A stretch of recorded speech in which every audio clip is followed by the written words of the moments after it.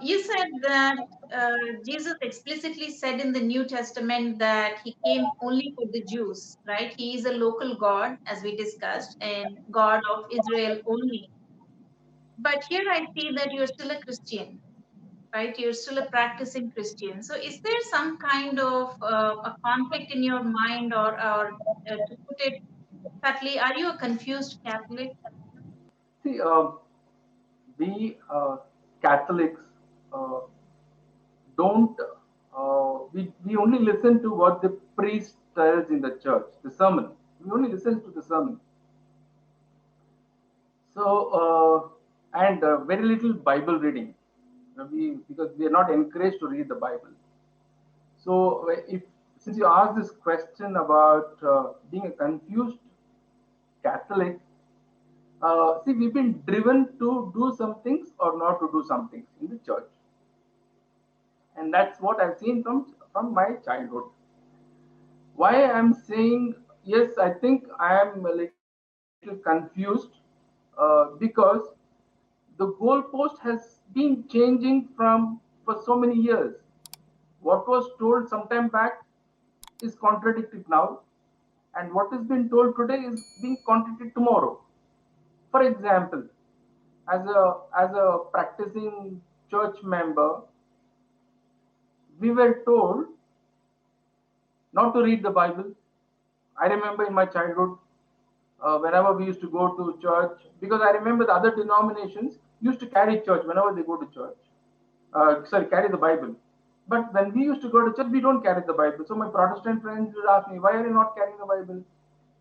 So when I asked the priest, he said, "No, you don't read the Bible. You just come to the church. We will tell you what needs to be done."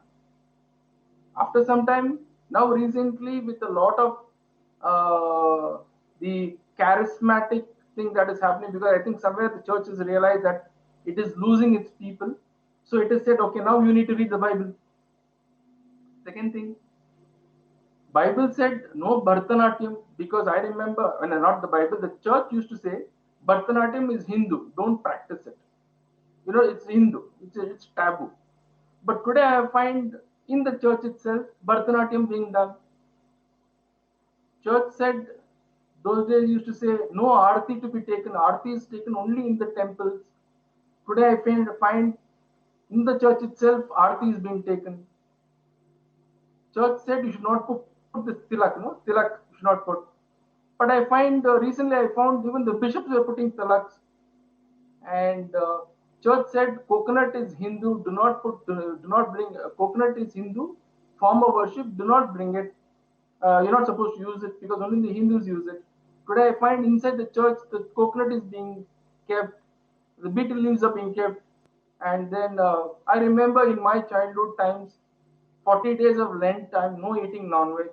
But I found the clergy itself having lot of non-veg during Lenten period, and church said no drinking is taboo, but I found a lot of clergymen drunk, boozed, and fallen on the streets. So whatever was told some time back, either it is being contradicted or it is being broken.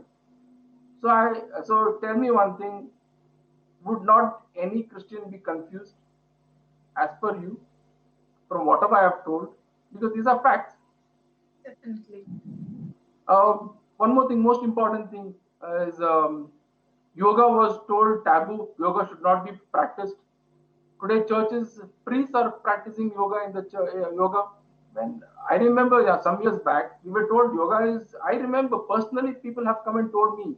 People from the church have told me, no yoga. Yoga is Hindu, anti-Christian, and the same thing is gone. It's gone a 360-degree. So these things have made me a little confused because I am, as a Christian, as a Catholic, I follow what the priest tells in the church, and what they have told and what is happening, there's a contradiction. So that is where my confusion is. I don't have any confusion in terms of the Bible because I read the Bible and I understand the Bible. I already told you what the Bible says because this is whatever I have told you is what Jesus has told. terms of the practice is where I feel there's a confusion. Yes, I am confused. Looking at all these things, I'm confused. I hope you also know that you don't have to live in confusion, and there is some other alternative worldview that allows you that hasn't changed its goalpost in several millennia. So I hope someday you will find your way to that and start exploring that. I hope you know what I'm talking about. I'm sure. I'm So sure. yeah, I hope you'll find your way to it someday, all by yourself. And I will wish you to go explore. I'll wish for a day for you to go and explore that worldview. No, but it comes at a cost, right? Please understand, it comes at a cost. Uh, because following religion is very dear, and so many of my generations have followed Christianity, and I uh, I don't think so. I would give up anything so easily, because if I give up, then I would say I'm a very emotional person. Uh, so if I find being cheated, then I will have to take principle and interest also. I hope you understand what I said. Yeah, yeah. What about all these conversions that are being done in the name of oh, you need Jesus, you lack Jesus, which is why there is suffering and pain. But when you actually look at it, Christians meet with accident at the same, if not higher rate than Hindus or atheists. They divorce, they fall into debt, they fall sick. So, what is it that they're gaining? What is changing about their situation by converting? Before that, let me answer one question. I'm still waiting for the some Christian pastor to find the algorithm for the cure of corona disease. I'm still waiting for any pastor to come up and say that I was able to talk to God and find the algorithm, the answer for the corona disease. They were able to heal cancer, AIDS, everything, right? The world is at a turbulent situation now. They need somebody to cure it, and they need the pastors. I do not know why all the pastors are missing. So let's take it off saying that all these divine interventions. So let me come to conversion. I think everybody should know that the Christian missionary, the Christian activism, the Christian proselytization, it is all, I feel, according to me, is nothing but a marriage between politics and religion,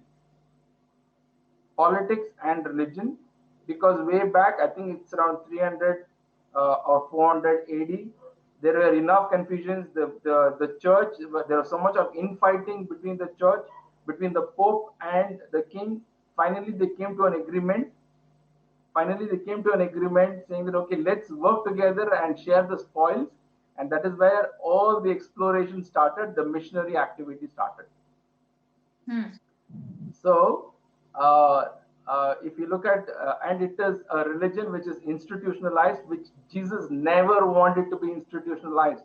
He was against institution.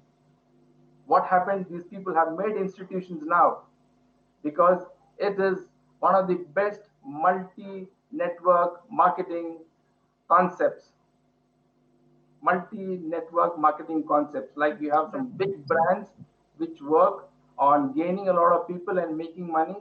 This is nothing less than that. And according to me, it is nothing but trying to use religion to get inroads into the vast country, the vast global riches, and get hold of it. So religion was a ploy. Religion was an effective ploy that was used to get inroads, because either the missionaries went first into some country, or the army went first into this country. But they both were hand in hand always. Even India had the same thing. It was nothing but sharing the spoils. That is what my Absolutely. conclusion is. and Correct. history is testimony to it. I'm not talking in the air.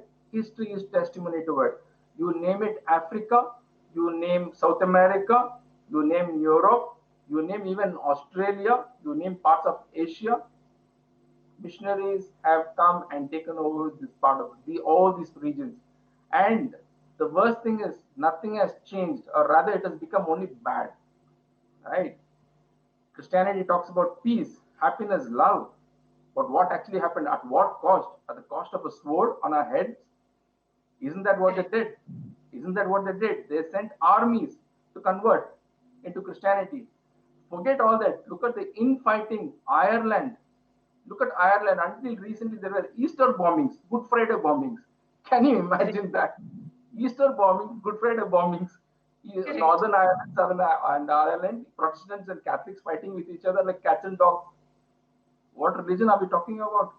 This is a religion of nothing but either it's my way or highway, Correct. right? So there's not there's lots we can talk because it's much deep rooted, and this is something which is grown not overnight.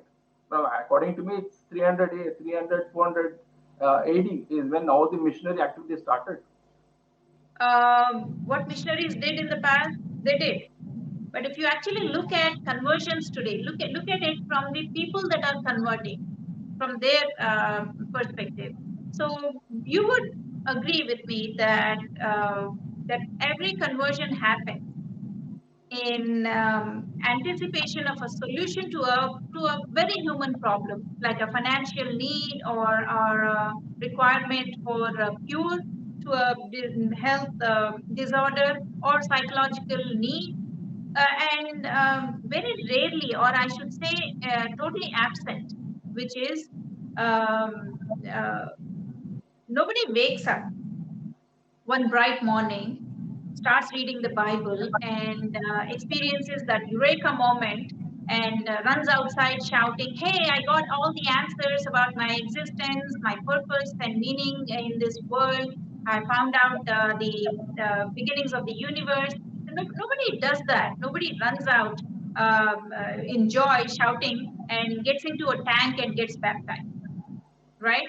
So, would you agree with me that every single conversion happens in anticipation of a remedy to a problem? It At is times, it's the identity crisis among youngsters, to feel that sense of belonging, or among adults and people that are handling families, it's a financial need or the health, or I mean, it's always a need. It's always a solution to a problem. That's how conversions happen, and it's never reason. It's never logic or the philosophy of Christianity that takes them into it. Would you agree with that? I would definitely agree to it because, see, one thing we need to understand and also recognize is this. Uh, Being a Christian, I've noticed it, I've seen it, is the camaraderie that's there among the Christian community. The camaraderie that's there because um, one is as a Christian, it's an untold dogma that it's a pious obligation to be a missionary. As a any Christian, for him to be a missionary is a pious obligation, and that comes untold because probably the amount of brainwashing that happens. Uh, you always look for people who are in gullible situations, and then you pitch your religion there. Gullible situations or situations people who are in need emotional support finance. I won't say financial support because I will come to that separately, but most is emotional support. When people are in real need, whether it's the youth, whether it's a family, the Christian community comes forward and at least listens to it, unlike the other communities. At least this is what I see in my lifetime I've seen. So that gives room for a non-Christian to explore Christianity.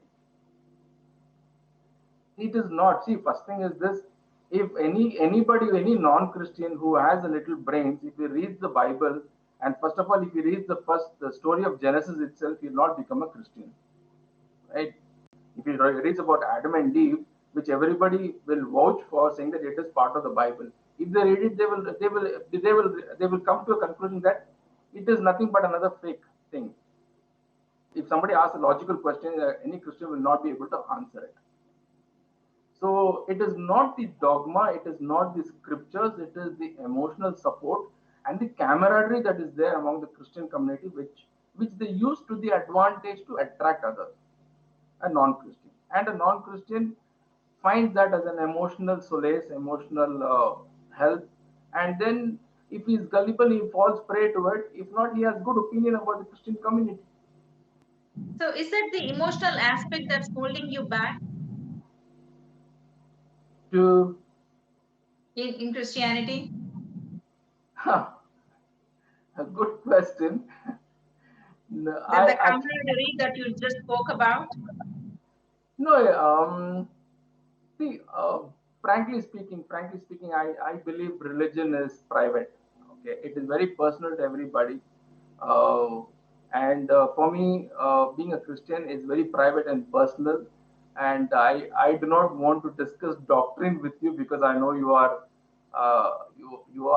expert. So I do not want to get into that discussion. It is not that's not a compulsion.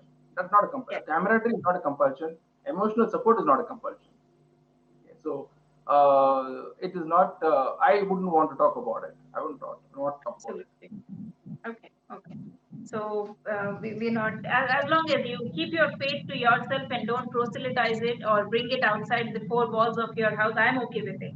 I I always I say this. I'm okay I with faith. I'm okay with the correct. Christian faith. I believe that. I believe that religion needs to end at the tip of your nose, of everybody's nose. It's a right that is given to you. It needs to end at the tip of your nose, not beyond that. Because faith is personal. My way of salvation is what I believe, and I believe in it. I don't think so. Anybody has the right to come and tell me that his way of salvation is the right way of salvation, which I need to fit in. Neither do I have Absolutely. the right. Neither do I have the right to say that my way of salvation is the right way of salvation, and which I want you to follow the same. Which is what the Abrahamic religions follow, which is not conducive to Indian society or Hinduism. Fair enough. Okay. So talking of rights, Christians claim that they're not allowed to exercise their constitutional right of practicing and promoting the religion, right? They always cry foul. So they feel they're attacked. Do you think they are? Um, as I mentioned, the right to religion has three important points. One is right to practice, right to profess, and right to propagate.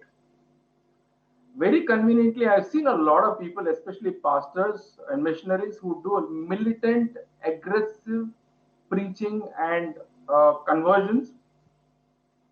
They do not read the law properly because they see these pastors and missionaries who go doing the conversion business are very smart, very smart. You know what? They will not give the complete Bible verse. They always give a part of the Bible verse.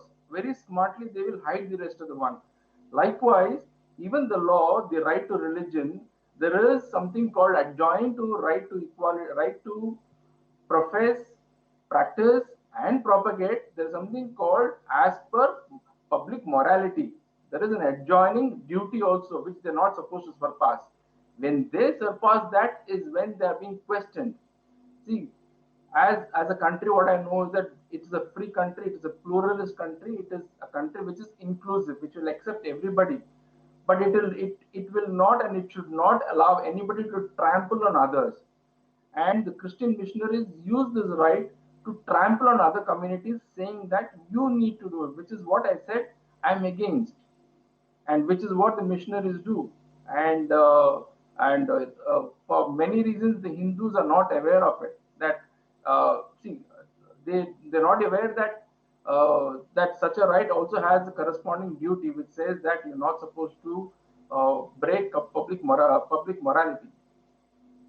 So it is false to say that Christians don't have the freedom to practice. Incidentally, I do not know if you are aware, but Christians are the largest private land owners in this country. Okay, that is one thing. If you look at the per capita comparison of the Christian community to the land that they own, it's it's much different Disproportionate. from the Hindus, much from the Hindus. Okay, so and the let me tell you one more thing, most important thing. How many churches are being planted every day, and how many temples are being planted every day? Look, how many new temples have come up? Let us know in any part of this country. Hmm. There is at the kind of aggression that is aggressive Christian church planting that is happening. I don't think so. Hinduism has even bothered to know about it. But then the amount of churches that is coming up is humongous. And actually, why is a church being built? A church is being built to accommodate people in the vicinity. But today, the churches are built in places where there are no people. Why? So that people migrate towards the place and start living there and getting converted and becoming members of the church.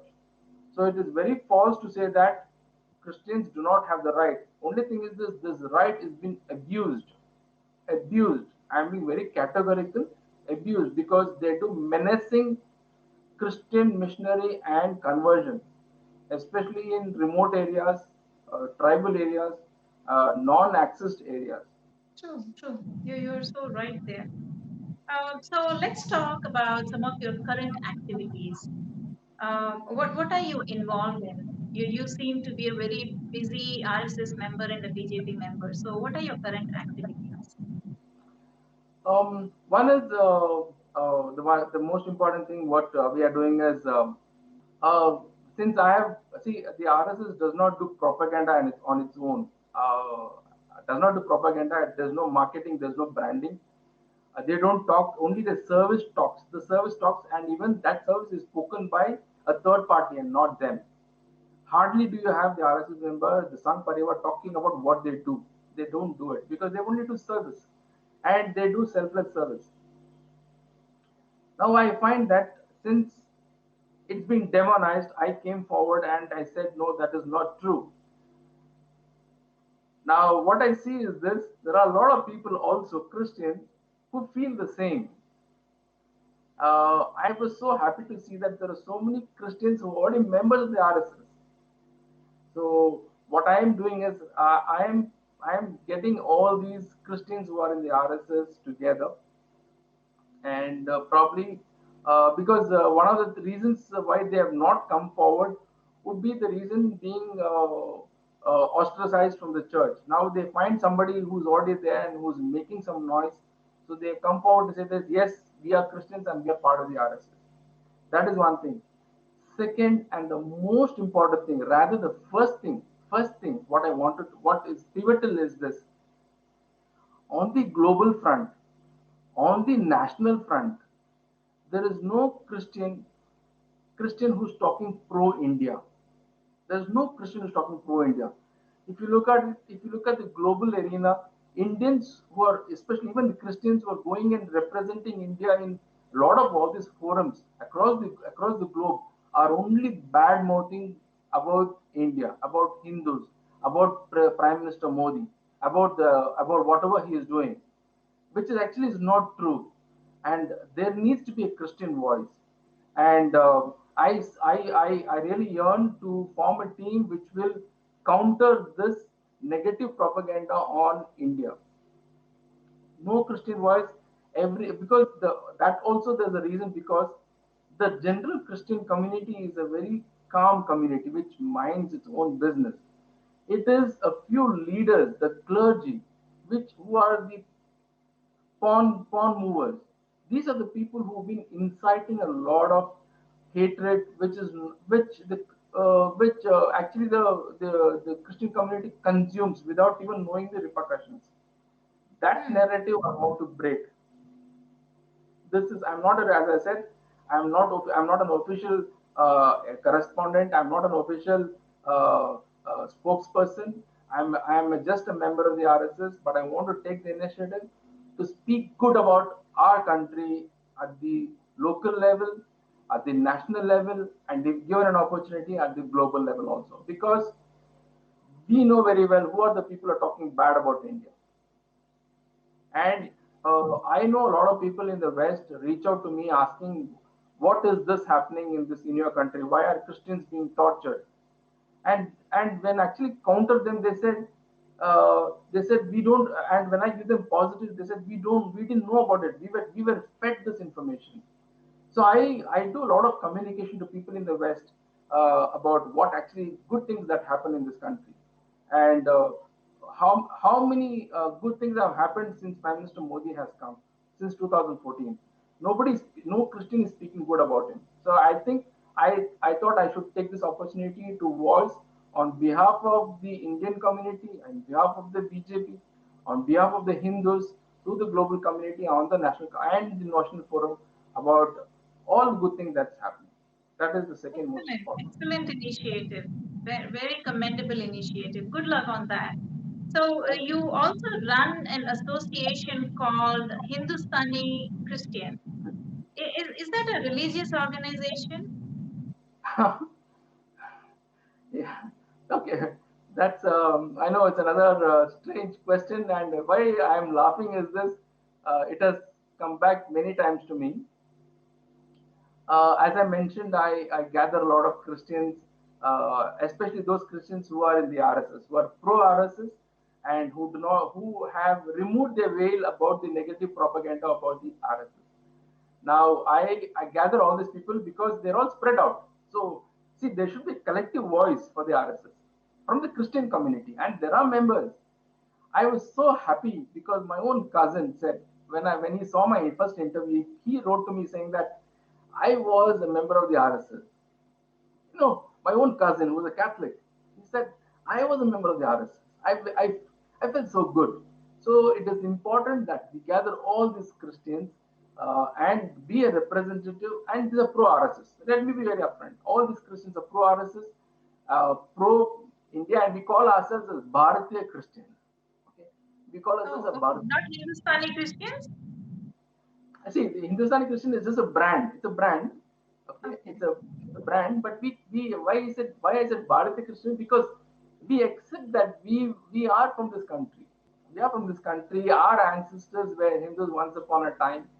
Probably due to fear or due to the need they converted. To the fear or due to the need they converted.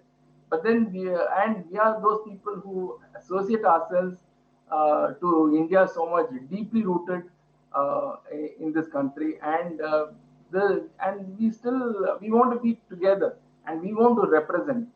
We already taking good strong strides. We're very choosy about who joins our group because we want people to subscribe to the idea of RSS, and maybe eventually we move to the national level because I know a lot of people across the country have joined us. The good thing is this: the first thing what I have done is this, including the Hindustani Christians, is uh, uh, I've got good lawyers, very important for me because I know what can happen to anything that is anti church, right? Mm-hmm. So the first thing what we have is good eminent lawyers, Christian lawyers are part of this group because that's the first thing what I wanted to do. I want to safeguard this team, especially legally. So we have plus there are a lot of other external people, civilians come forward and said we would like to be part of, we would like to help you. But this Hindustani Christians is exclusively for Christians. The reason is this: the reason is we want to create an identity, not a faction, not a faction.